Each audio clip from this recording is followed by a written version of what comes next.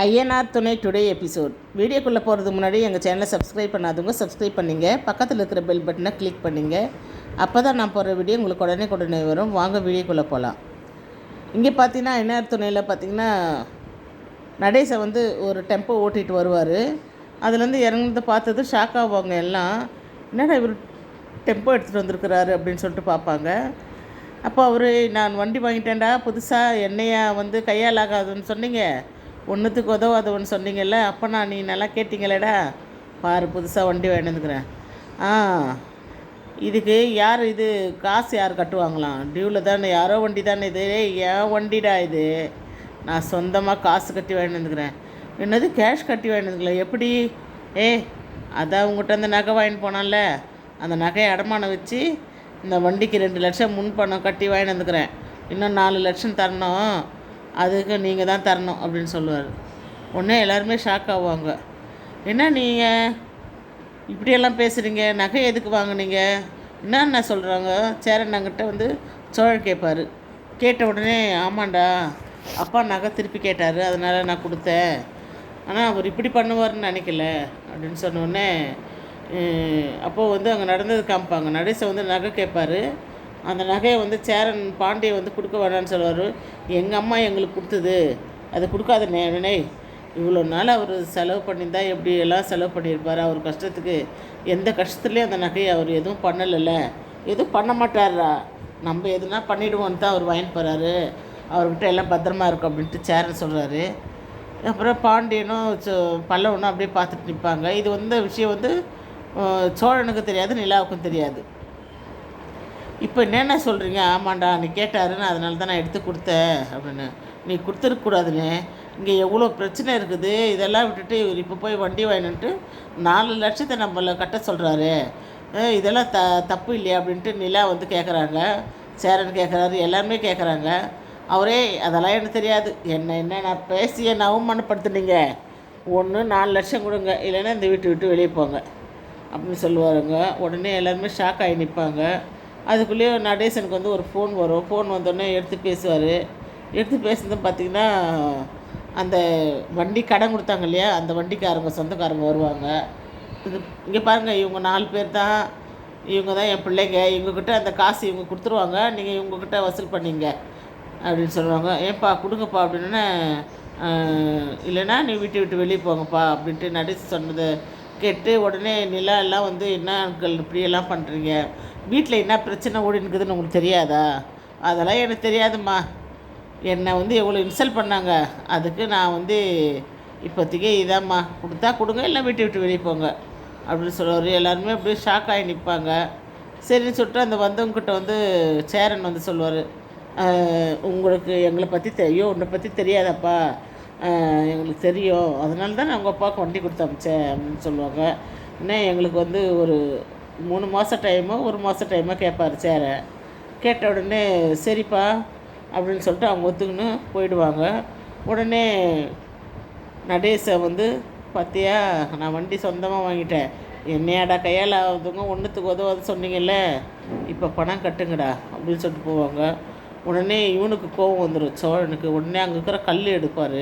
டே சோழா, வேணாம் விட்டுறா, அவர் எப்படியோ பண்ணிட்டு போட்டோம், விடுறா அப்படின்வாங்க.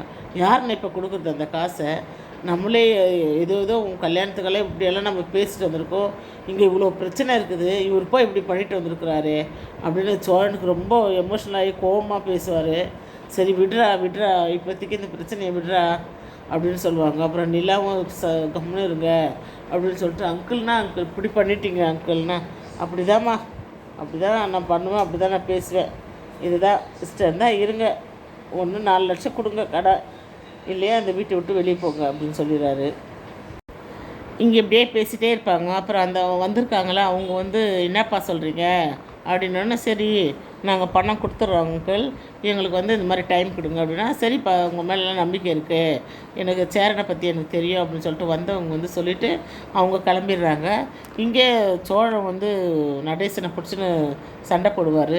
சண்டை போட்டுன்னு சரி விடுங்க அப்படின்ட்டு அவர் பாட்டுன்னு எழுந்து போயிட்டே இருப்பார் நடேசன். இங்கே பார்த்திங்கன்னா வானதி காமிக்கிறாங்க. வானதி பெட்ரூமில் உட்காந்து ஃபோனே பார்த்துட்ருப்பாங்க.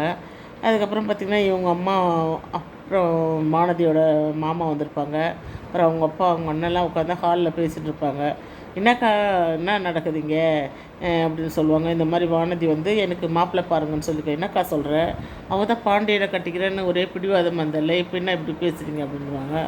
ஆமாம் அப்படி தான் சொல்கிறான். என்ன சரின்னு அவங்க மாமா வந்து வானதி வானதின்னு கூப்பிடுறாங்க. உடனே வானதி வருவாங்க. வந்தோடனே என்னம்மா என்ன நடக்குது இங்கே, என்ன நடக்குதுன்னா என்ன நடக்குது எனக்கு என்ன தெரியும்னா, ஏம்மா நீ தான் வந்து சொன்னியாமே இந்த மாதிரி மாப்பிள்ளை பார்க்க சொல்லி. ஆமாம் சொன்னேன் அப்படின்வாங்க. சரிம்மா உன் பேச்சு நம்பி பார்க்கலாமா அப்படின்னா, பாருங்கள் கல்யாணம் பண்ணிக்கிறியம்மா, பண்ணிக்கிறேன் அப்படின்னு சொல்லுவாங்க. சரின்ட்டு அவங்க உள்ளே போயிடுவாங்க. உள்ளே போனதும் அவங்க வானதியோட மாமா வந்து வானதியோட அவங்க அப்பாட்ட பேசுவார். என்னுடைய ஒய்ஃபோட அண்ணன் பையன்தான் இருக்கான், ரொம்ப நல்ல குடும்பம், நல்ல பையன்தான் அவன், செந்தில் உங்களுக்கு தெரியுமே, அவனுக்கு தான் வானதி பேசலான்னு இருக்கா, அவங்க தான் பொண்ணு பார்த்துட்ருக்காங்கன்னா, சரி பேசி முடிச்சிடுங்க அப்படின்னா, சரின்ட்டு திருப்பி என்ன பண்ணுவாங்க, திருப்பியும் வானதியை கூப்பிடுவாங்க. திருப்பி வானதி கூப்பிட்டு, ஏம்மா எங்கள் ஒய்ஃபோட அண்ணன் பையன் உனக்கு தெரியலம்மா, யார் செந்திலா, தெரியும் தெரியும் அப்படின்வாங்க வானதி. அவனு தாம்மா உன்னை கல்யாணம் பண்ணி வைக்கலான்னு முடிவு பண்ணியிருக்கேன், நீ என்னம்மா சொல்கிற அப்படின்வாங்க. உடனே வானதியாக சரி பண்ணி வச்சுருங்க அப்படின்வாங்க. சரி ஒரு 6 மாதம் டைம் கேட்கலாம் நம்மன்னா. இதுக்கு 6 மாதம்லாம், ஒரே மாதம்தான், ஒரு எனக்கு எக்ஸாம் தான் முடிஞ்சிட போதில்ல, இன்னும் ஒரே மாதத்துல எனக்கு கல்யாணம் பண்ணி வச்சுருங்க அப்படின்வாங்க. சொல்லிவிட்டு அது பாட்டுன்னு உள்ளே போய்டும் வானதி. உடனே என்ன இப்படி பேசுகிறா இவா, இப்படி தானே அவள் பேசின்னு இருக்கா, என்னை கல்யாணம் பண்ணுன்னு அப்படின்னு சொல்லிட்டு வானதியோட அவங்க அம்மா சொல்லுவாங்க. அவங்க அப்பாவும் சொல்லுவார். அப்புறம் அவங்க அண்ணன் வந்து ஆமாம்மாம்மா பண்ணி வச்சுருங்க, அவன் பாண்டிக்கிட்டெல்லாம் இது பேச மாட்டா, நீங்கள் சொல்கிற மாதிரியே செந்திலுக்கே கல்யாணம் பண்ணி வச்சிடலாமாம்மா அப்படின்னு சொல்லுவாங்க. என்னடா இப்படி சொல்லிட்டு போகிறா வானதி அப்படின்ட்டு எல்லோரும் பேசின்னு இருப்பாங்க. சரின்ட்டு சரி நான் என் மச்சானோட பையன்கிட்ட நான் பேசுகிறேன் நான் அப்படின்ட்டு அவர் எழுந்து போயிடுவார். இங்கே பார்த்திங்கன்னா நிலா வந்து வக்கீல்கிட்ட வருவாங்க. வக்கீல்கிட்ட வந்தோடனே வக்கீல் வந்து சொல்லுவாங்க, உங்கள்கிட்ட என்னை பேச சொல்லியிருக்காங்க உங்கள் வக்கீல், அவங்க வந்து ஊருக்கு போய்க்கிறதுனால என்னை பேச சொல்லியிருக்காங்க, உங்களுக்கு வந்து நாளைக்கு ஹியரிங் வருதுங்க, நாளைக்கு கோர்ட்டுக்கு வந்துடுங்க அப்படின்னு சொல்லுவாங்க.